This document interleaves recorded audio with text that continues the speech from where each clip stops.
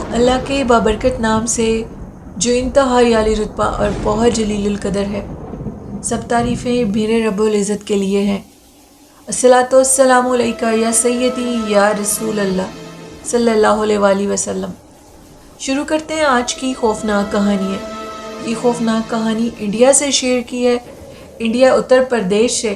میرے ایک لسنر جن کا نیم رام ہے، اور وہ کہتے ہیں کہ میں آپ کے چینل کی سٹوریز بہت شوق سے سنتا ہوں، اور میں نے آپ کے چینل کی سٹوریز اپنے کزنس کے ساتھ بھی شیئر کی۔ بہت شکریہ آپ کا رام۔ اور بڑھتے ہیں ان کے واقعے کی طرف۔ کہتے ہیں کہ ہمارے علاقے میں، ہمارے ٹاؤن کے اندر ایک بہت قدیم پرانے زمانے کا ایک بنگلہ ہے جس کا نام بنگلہ نمبر 6 ہے۔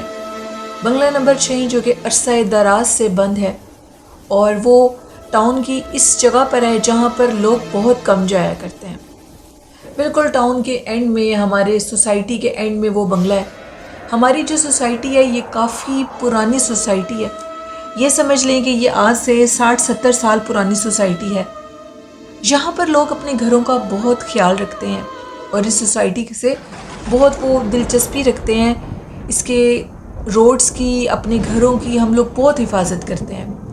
لیکن وہ بنگلہ جس کا بھی ہے اس کے متعلق کوئی جانتا تو نہیں ہے، لیکن اس بنگلے کے متعلق ایک بات ضرور مشہور ہے۔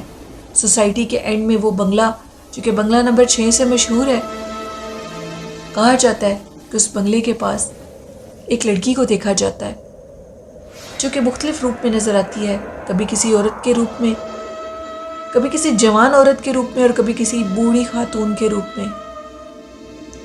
اور جو بھی اس کی بات سنتا ہے اس کو وہ ساتھ لے جاتی ہے اسی بنگلے کے اندر، اور پھر پلٹ کے وہ شخص کبھی واپس نہیں آیا۔ اس بنگلے سے ریلیٹڈ بہت سی سٹوریز ہیں، اور سب سٹوریز بالکل حقیقت پر مبنی ہیں۔ وہاں پر کہا جاتا ہے کہ وہ عورت جو کہ اس بنگلے کے اندر رہتی ہے اور رات کے ٹائم اپنا آپ دکھاتی ہے لوگوں کو، اسی بنگلے کے ارد گرد وہ گھوم رہی ہوتی ہے۔ ایک عورت کے مطابق وہ رات کے ٹائم اسی سوسائٹی کے اندر اس کی بہن کا بھی گھر تھا۔ اس کی بہن کی طبیعت خراب تھی، اور رات 12 سے 1 بجے کا ٹائم تھا۔ اس کی بہن کی اس کو کال آئی کہ میری طبیعت کچھ خراب ہے، تم جلدی سے میرے گھر آؤ۔ وہ اپنے بیٹے کے ساتھ اس کے گھر جانے لگی تو وہ کیا دیکھتی ہے کہ اسی بنگلے کے آگے ایک بہت بڑی کالی سیاہ پرچھائی ہے جو کہ دکھنے میں واضح ہو رہی ہے۔ رات کے اندھیرے میں بھی وہ پرچھائی واضح طور پر دیکھی جا رہی تھی۔ وہ عورت اتنا ڈری کہ وہ اپنی بہن کو پوچھنے کے لیے نہیں جا سکی، اور اپنے بیٹے کے ساتھ واپس گھر چلی گئی۔ اس عورت نے اپنی بہن کو بتایا کہ میں باہر نہیں آ سکتی کیونکہ باہر اسی آفت چڑیل کو دیکھا جا رہا ہے۔ ایک لڑکا جو کہ چوکیدار تھا اسی سوسائٹی کا، اس کا باپ بھی اسی سوسائٹی میں چوکیدار تھا۔ اس کی ڈیتھ کے بعد اس نے اپنے باپ کی جگہ سنبھالی۔ وہ لڑکا جو کہ اپنے کام پر بالکل نیا آیا تھا، کہتا ہے کہ میں نے ساری سوسائٹی کو، مطلب وہ رات کے ٹائم جو پہرے داری کرتے ہیں، اور ان کے مطابق وہ رات کے ٹائم اس سوسائٹی کے اندر رات 1 بجے کے بعد ڈھیر سارے کتوں کو بھی چھوڑ دیتے ہیں۔ یعنی سوسائٹی کے قریب جو بھی کتا گزرتا ہے اور اندر آنے کی کوشش کرتا ہے، وہ اس کو رات کے 1 بجے اندر بھیج دیتے ہیں۔ ایک دن وہ لڑکا کہتا ہے کہ بہت زیادہ کتوں کے بھونکنے کی آواز اینڈ سے آ رہی تھی۔ اس سوسائٹی کے متعلق میں نے بنگلہ نمبر 6 کے متعلق بہت کچھ سنا تھا، لیکن آج تک میرا سوسائٹی میں آنا نہیں ہوا تھا۔ اس کے باپ کی وفات کے بعد وہ سوسائٹی کے اندر ان کی جگہ پر نوکری کرنے لگا۔ کہتا ہے کہ جیسے ہی میں اس سوسائٹی کے اندر گیا اور میں نے دیکھا کہ بیک سائڈ سے بہت زیادہ کتوں کے بھونکنے کی آوازیں ہیں، اور کتے بہت زیادہ اس جگہ پر اکٹھے ہوئے ہیں۔ میرا جا کر دیکھنا حق بنتا تھا کیونکہ یہ میری ڈیوٹی تھی۔ میں اس طرف گیا، اور جیسے میں سائیکل پر اس طرف گیا، میرے ہاتھ میں ایک ٹارچ لائٹ تھی، اور میں سیٹی بجاتا ہوا ادھر گیا تو کتے اس سیٹی کی آواز سے بھی نہیں بھاگے۔ وہ کتے اسٹریٹ ڈاگز تھے، اور وہ انسانوں کو دیکھ کر دور بھاگ جاتے تھے۔ انہوں نے کہا کہ جیسے ہی میں ان کے قریب گیا تو وہ کتے مسلسل اس بنگلے کی طرف دیکھ کر شور مچا رہے تھے، بہت زیادہ بول رہے تھے۔ میں نے ان کتوں کو بھگانے کی کوشش کی، ادھر ادھر دیکھا تو کوئی چور وغیرہ نہیں تھا۔ کتے میرے بھگانے پر بھاگ تو گئے، لیکن دور جا کر بھی وہ اس بلڈنگ کی طرف دیکھ کر بھونک رہے تھے۔ میں نے سوچا جو جانور ہوتے ہیں وہ ایسے جانور جو کہ ہوا کو دیکھ کر بھی بھونکنے لگتے ہیں، ان کی یہ عادت ہے تو مجھے اب جانا چاہیے۔ میں نے اپنے سائیکل پہ بیٹھا اور واپس جانے لگا تو اچانک سے میرا پاؤں فولڈ ہوا اور میں نیچے گر گیا۔ بہت زور سے نیچے گرا اور مجھے یہ لگا کہ جیسے مجھے کسی نے دھکا دیا۔ اسی حالت میں جب میں اٹھ کر پیچھے سے دیکھنے لگا تو میں کیا دیکھتا ہوں کہ ایک لڑکی کھڑی ہے، اور وہ لڑکی جس کا چہرہ اس کی کمر کی طرف ہے، اس کا چہرہ انتہائی وحشت ناک تھا اور اس کی گردن الٹی تھی، اس کی آنکھیں بہت خون خوار تھی۔ اس پرانی بلڈنگ کے اوپر بالکل ایک اسٹریٹ لائٹ لگی ہوئی تھی اور اسٹریٹ لائٹ کی روشنی میں وہ انتہائی وحشت ناک لگ رہی تھی، جو کہ اس کا چہرہ الٹا تھا۔ الٹی گردن والی وہ خوفناک عورت جس کا چہرہ اس کی کمر کی طرف تھا، اس کو دیکھ کر میں بہت زیادہ ڈر گیا اور اپنے حواس کھو بیٹھا۔ اپنی سائیکل کو ادھر ہی چھوڑا اور پاؤں پہ جو اتنی سخت چوٹ لگی تھی اس کی پرواہ کیے بنا میں وہاں سے بھاگ گیا۔ مجھے کچھ ہوش نہیں تھی۔ پتہ نہیں میں سوسائٹی کے گیٹ تک پہنچا کیسے ہوں۔ وہ کافی لمبا سفر تھا جو کہ سوسائٹی کے گیٹ تک تھا۔ میں اب وہاں کا سفر تو پورا کر چکا تھا۔ میں جب آگے گیا تو آگے بھی کچھ گارڈز بیٹھے ہوئے تھے۔ انہوں نے میری یہ غیر حالت دیکھی تو وہ بہت زیادہ پریشان ہو گئے اور کہنے لگے کہ بتاؤ تم ٹھیک ہو؟ تو انہوں نے کہا، اس گارڈ نے کہا کہ میں بالکل ٹھیک ہوں، لیکن میرے ساتھ ایک بہت خوفناک واقعہ پیش آیا ہے۔ ایک خوفناک شکل کی عورت جس کی گردن اس کی کمر کی طرف ہے، اس کا چہرہ اس کی کمر کی طرف ہے، وہ انتہائی وحشت ناک ہے۔ اس کو دیکھ کر میں ڈر گیا اور وہ مجھے اپنا چہرہ دکھاتی ہوئی وہیں پر کھڑی تھی اور میں وہاں سے بھاگ نکلا۔ میں یہ جاب نہیں کر سکتا۔ ان گارڈز نے کہا کہ ہم سے غلطی ہوئی کہ ہم تمہیں بتا نہیں سکے۔ اس سوسائٹی کے آخر والا گھر بنگلہ نمبر 6، وہاں پر کوئی بھی نہیں جاتا۔ اس نے کہا میں بھی اس جگہ پر جا نہیں رہا تھا، مجھے ڈھیر سارے کتوں کی بھونکنے کی آواز آئی جس کی وجہ سے میں اس طرف گیا اور وہ دیکھنا چاہتا تھا۔ میں آپ کو یہ بھی بتاؤں کہ اس بنگلہ نمبر 6 کے بالکل بیک سائڈ پر ایک بہت پرانا شمشان گھاٹ ہے۔ کہا جاتا ہے کہ اس شمشان گھاٹ کی حفاظت بھی ایک بزرگ شخص کرتا ہے۔ اس بزرگ شخص کے مطابق یہاں پر ایک خوفناک شکل کی عورت دیکھی جاتی ہے جس کی گردن اس کی کمر کی طرف ہے۔ وہ انتہائی وحشت ناک ہے۔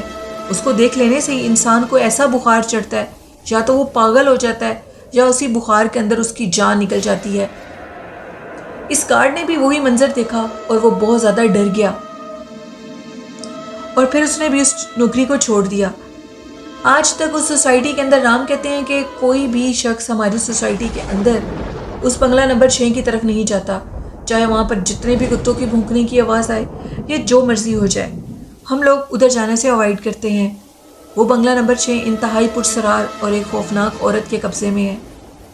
ظاہری سی بات ہے، اس کے پیچھے ایک پرانا شمشان گھاٹ ہے جہاں پر اکثر لوگ اپنے جو کہ ان کے فوت ہو جاتے ہیں، جن کی ڈیتھ ہو جاتی ہے، تو ان کو آرتی دینے کے لیے جو کچھ بھی اس کو ادھر لے کر جاتے ہیں وہ کہتے ہیں، اور پھر اس کے بعد اس کو ادھر جلا دیا جاتا ہے۔ کہتے ہیں کہ اس لیے وہ جگہ بھاری ہے۔ شمشان گھاٹ میں ظاہری بات ہے کوئی زندہ انسان تو رہ نہیں سکتا، ادھر وہ مردوں کو جلاتے ہیں اور پھر اس کے بعد وہ جگہ اسیب زدہ ہو جاتی ہے، بھاری ہو جاتی ہے۔ وہاں پر انسان رات کے ٹائم تو کیا دن کے ٹائم بھی جانے سے ڈرتے ہیں۔ وہ جو بوڑھا شخص اس شمشان گھاٹ کی حفاظت کرتا ہے وہ یہی کہتا ہے کہ بنگلہ نمبر 6 کی طرف سے، یعنی وہ بنگلہ نمبر 6 کی جو دیوار ہے اور اس شمشان گھاٹ کی دیوار، وہ بالکل ایک دوسرے کے ساتھ جڑی ہوئی ہے۔ اسی شمشان گھاٹ کے اندر وہ رات کے ٹائم آتی ہے اور بہت خوفناک منظر ہوتا ہے۔ میں نے 1 سے 2 دفعہ دیکھا اور اس کے بعد رات کے ٹائم شمشان گھاٹ کے اندر سے جتنی بھی آوازیں آتی رہیں میں کبھی بھی اس طرف نہیں گیا، کیونکہ میں جانتا ہوں کہ رات کے 12 بجے کے بعد وہ اس بنگلہ نمبر 6 سے نکلتی ہے اور شمشان گھاٹ کے اندر آتی ہے۔ وہ کیا کرتی ہے یہ میں نہیں جانتا۔ وہ انتہائی خوفناک مخلوق ہے۔ اندر ایک دفعہ جانے کے بعد میں نے جو منظر دیکھا تھا وہ بہت وحشت ناک تھا۔ وہ بہت خوفناک ہے، سفید ساڑی میں ملبوس ہوتی ہے اور ماتھے کے آگے ایک بہت بڑا ٹیکا لگایا ہوتا ہے سرخ رنگ کا۔ رام کہتے ہیں کہ ہم نے بھی بہت سے لوگوں سے سوسائٹی کے اس کے متعلق سنا ہے، لیکن ہمارے بڑوں نے ہمیں یہ منع کیا ہوا ہے کہ آپ لوگ بالکل بھی ادھر نہیں جائیں گے۔ یہ کہانی تھی رام کی جو کہ انہوں نے اتر پردیش سے شیئر کی میرے ساتھ۔ بہت شکریہ رام۔ بنگلہ نمبر 6 کی وہ سٹوری جو کہ رام نے شیئر کی۔ ایسے واقعات ہوتے ہیں جہاں پر قبرستان یا شمشان گھاٹ ہو تو یہ چیزیں ادھر ضرور آتی ہیں۔ یہ سٹوری تھی جو میں نے آپ کے ساتھ شیئر کی۔ بڑھتے ہیں آج کی لاسٹ خوفناک کہانی کی طرف۔ یہ خوفناک کہانی سرگودا سے عمران نے شیئر کی ہے۔